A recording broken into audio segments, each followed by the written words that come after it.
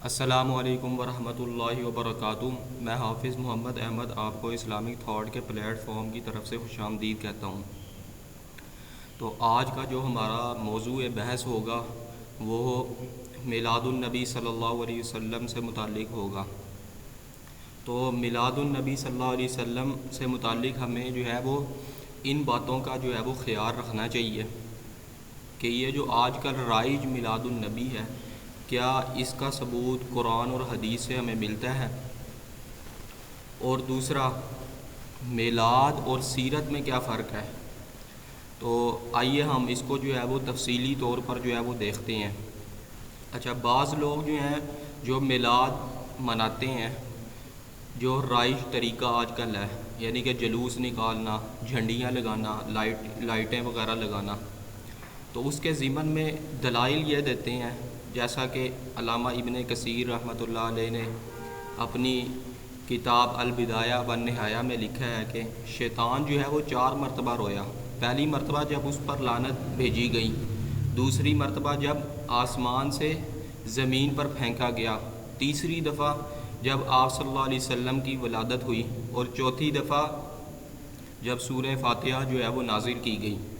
تو یہاں پر جو لوگ میلاد نہیں منا رہے، ان کو جو ہے میلاد کا جو مروجہ طریقہ، رائج جو طریقہ ہے اس کا انکار کر رہے ہیں، یعنی کہ وہ طریقہ کار اس طریقے پر نہیں منا رہے جو آج کل منایا جا رہا ہے۔ تو اس طریقے پر نہ منانے پر اس کو جو ہے وہ شیطان سے تعبیر کر دیا گیا۔ تو ظاہری سی بات ہے، جب ہم دیکھتے ہیں آپ صلی اللہ علیہ وسلم کی پیدائش کی خوشی سب مسلمانوں کے لیے خوشی ہے، سب مسلمانوں کے لیے مسرت اور راحت کا باعث ہے، کیونکہ لوگ بتوں کی عبادت چھوڑ کر ایک اللہ کی عبادت کرنے لگ گئے۔ تو یہ ظاہری سی بات ہے، اس میں کسی قسم کی کوئی شک و شبے کی گنجائش نہیں۔ اس پر جو ہے وہ شیطان ہی رو سکتا ہے، ایک عام مسلمان جو ہے وہ خوشی کر سکتا ہے۔ لیکن دیکھنا یہ چاہیے کہ یہ جو طریقہ آج کا رائج ہے، کیا اسی کے مطابق جو ہے وہ خوشی منانی چاہیے؟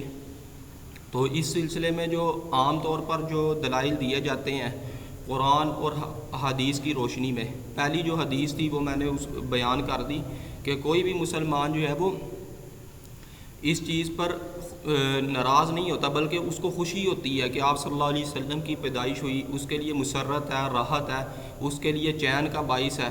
ظاہری سی بات ہے، ایک نبی صلی اللہ علیہ وسلم نے ہمیں جو ہے وہ دنیا کی دلدل سے نکال کر آخرت کی طرف ہمیں لے گئے، آخرت کی فکر کی طرف ہمیں لے گئے۔ تو ظاہری سی بات ہے، ہم ہر مسلمان کو جو ہے وہ اس چیز پر خوشی ہونی چاہیے، راحت ہونی چاہیے، اور جو ہے خوشی جو ہے وہ اس پر جو ہے خوش ہونا چاہیے۔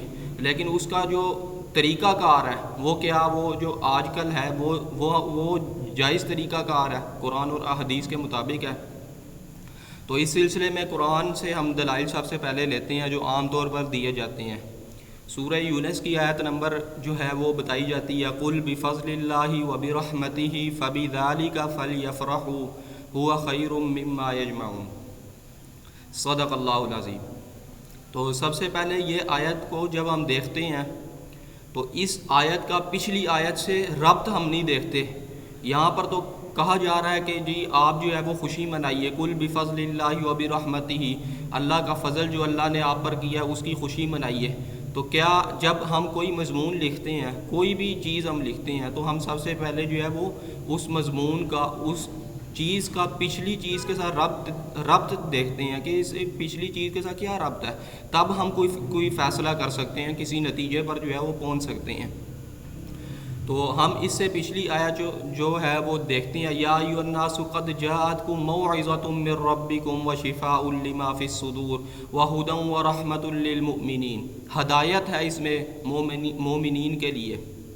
قد جاءتکم موعظۃ، تمہارے پاس جو ہے ایک واضح و نصیحت پہنچی، وشفاء لما فی الصدور، اور اس میں شفا ہے، یعنی کہ اس میں قرآن مجید کا تذکرہ کر دیا گیا۔ پھر اس کا آگے نتیجہ نکالا گیا، قُلْ بِفَضْلِ اللَّهِ، اپنی رحمت کا کھل کر اظہار کریں، یعنی کہ یہ وہ کتاب ہے جو محفوظ ہے۔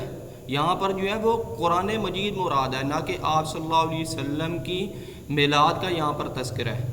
جتنے بھی مفسرین گزرے ہیں انہوں نے یہاں پر جو ہے وہ جتنے بھی مفسرین گزرے ہیں انہوں نے یہاں پر قرآن مجید کو لیا، نہ کہ جو ہے وہ میلاد النبی صلی اللہ علیہ وسلم کو لیا۔ میلاد جو ہے وہ دیکھا جائے میلاد ولادت سے آپ صلی اللہ علیہ وسلم کی ولادت ہوئی ہے، لیکن اس آیت میں اس ضمن میں جو ہے وہ میلاد کا جو ہے وہ ذکر نہیں ہے، یہاں پر جو ہے وہ میلاد کا ذکر نہیں ہے، یہاں پر جو ہے وہ قرآن مجید کا تذکرہ ہے۔ قل بفضل اللہ وبرحمتہ، کتاب کی خوشی، قرآن مجید کی خوشی کس طرح ہے؟ یہ کتاب جو ہے وہ واضح طور پر محفوظ ترین کتاب ہے، اور اس کتاب کی حفاظت کا ذمہ اللہ پاک نے لیا ہے۔ انا نحن نزلنا الذکر وانا لہ لحافظون، اور یہ کتاب جو ہے وہ پچھلی کتابوں کی تصدیق کرنے والی ہے، پچھلے انبیاء کی تصدیق کرنے والی ہے۔ تو یعنی کہ دیکھا جائے تو یہ کتاب جو ہے مسلمانوں کے لیے ایک جو ہے وہ رحمت کا، فضل کا باعث ہے۔ اس سے جو ہے وہ پچھلی آسمانی کتابوں کا بھی پتہ چلتا ہے اس کتاب کے ذریعے کہ پچھلے انبیاء پر بھی کتابیں نازل ہوئی۔ صحف ابراہیم و موسیٰ علیہ السلام پر جو ہے وہ ابراہیم علیہ السلام پر صحیفے نازل ہوئے، کتابیں نازل ہوئی مختلف انبیاء پر، تو پچھلے نبیوں کا بھی تذکرہ ملتا ہے۔ تو اس لیے جو ہے یہ کتاب، جو اسلام جو دین ہے، آخری مذہب ہے، یہ تمام نبیوں کی تصدیق کرتا ہے، تمام کتابوں کی جو ہے وہ تصدیق کرتا ہے۔ اس لحاظ سے خوشی منانے کا جو ہے وہ حکم دیا گیا۔ اور دوسری جو دلیل جو دی جاتی ہے وہ سورۃ ضحیٰ کی آخری آیت ہے، اعوذ باللہ من الشیطان الرجیم، بسم اللہ الرحمن الرحیم، وَأَمَّا بِنِعْمَةِ رَبِّكَ فَحَدِّثْ، آپ کو جو نعمت دی گئی ہے اس کا فحدث، اس کا ذکر کیجئے، اس کو بیان کیجئے۔ تو اب ہم دیکھتے ہیں اللہ کے نبی کو بے شمار نعمتیں جو ہیں وہ دی گئی ہیں، جیسا کہ اِنَّا أَعْطَيْنَاكَ الْكَوْثَرَ، یہ بھی اللہ پاک جو ہے وہ نعمت کا اظہار کر رہے ہیں کہ آپ جو ہے وہ نعمت اپنی لوگوں میں بیان کیجئے۔ اِنَّا أَعْطَيْنَاكَ الْكَوْثَرَ، ہم نے آپ کو کوثر عطا کی۔ فَصَلِّ لِرَبِّكَ وَانْحَرْ، آپ اپنے رب کے لیے نماز پڑھیے، وانحر، اور قربانی کیجئے۔ اِنَّ شَانِئَكَ هُوَ الْأَبْتَرُ، بے شک آپ کا دشمن ہی دم کٹا ہے، یعنی کہ وہ اس کی آگے نسل جو ہے وہ کٹی ہوئی ہے، اس کا نام جو ہے وہ قیامت تک نہیں لیا جائے گا، قیامت تک آپ صلی اللہ علیہ وسلم کا ہی تذکرہ ہوگا۔ تو مختلف چیزوں کا تذکرہ، مختلف اللہ پاک نے نعمتیں جو ہیں وہ ظاہر کی ہیں، ان کا تذکرہ یہاں پر جو ہے وہ اللہ کے نبی کو کہا جا رہا ہے۔ اس میں کوئی یعنی کہ ایک چیز کو ہائی لائٹ نہیں کیا گیا کہ آپ نے یہ چیز بیان کرنی ہے اور یہ چیز نہیں بیان کرنی۔ اور جو آج کل جو طریقہ کار جو ہے وہ میلاد النبی کا منایا جا رہا ہے، تو ہم دیکھتے ہیں کیا صحابہ کرام نے یہ کیا۔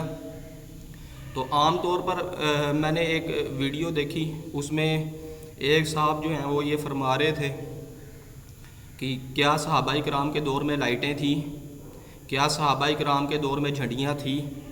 تو اب آپ دیکھیں کہ صحابہ کرام کے دور میں لائٹیں نہیں تھیں، ٹھیک ہے، مان لیا جھنڈیاں بھی نہیں تھیں، تو آپ صلی اللہ علیہ وسلم کے صحابہ کے دور میں صحابہ جلوس تو نکال سکتے تھے، نعرے تو لگا سکتے تھے، تو جلوس انہوں نے نہیں نکالے میلاد کے موقع پر، ولادت کے موقع پر۔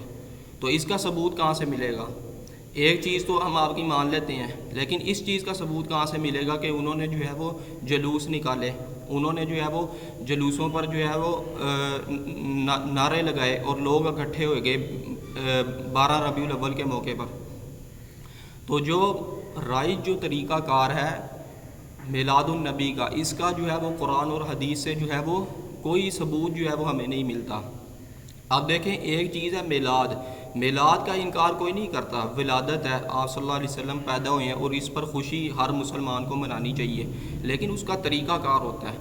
اس کا طریقہ کار یہ ہے کہ آپ جو ہے وہ نبی صلی اللہ علیہ وسلم کی سیرت پر عمل کریں، نبی صلی اللہ علیہ وسلم کی باتوں پر عمل کریں، نہ کہ جو طریقہ آپ نے ایجاد کیا ہے، جو طریقہ قرآن اور حدیث سے بالکل ہٹ کر ہے، اس طریقے پر آپ عمل کر رہے ہیں۔ تو اس میں جو ہے وہ ہمیں جو ہے وہ افراط و تفریط سے بچنا چاہیے، اور ہمیں جو ہے وہ اعتدال کی جو ہے وہ اعتدال کا راستہ جو ہے وہ اختیار کرنا چاہیے۔ تو میں امید کرتا ہوں کہ آپ کو میرا بیان کرنے کا جو ہے وہ انداز اچھا لگا ہوگا۔ اگر آپ کو کوئی سوال کرنا ہے تو آپ جو ہے وہ کمنٹ باکس میں آئیں، وہ سوال کریں، انشاءاللہ میں ان سوالوں کے جو ہے وہ جوابات بھی دوں گا۔ امید کرتا ہوں کہ آپ کو بیان کرنے کا انداز اچھا لگا ہے، اور اگر میرے بیان کرنے کا انداز اچھا لگا ہو تو ہمارے چینل کو سبسکرائب کریں اور بیل آئیکن کو ضرور دبائیں۔ وآخر دعوانا ان الحمد للہ رب العالمین۔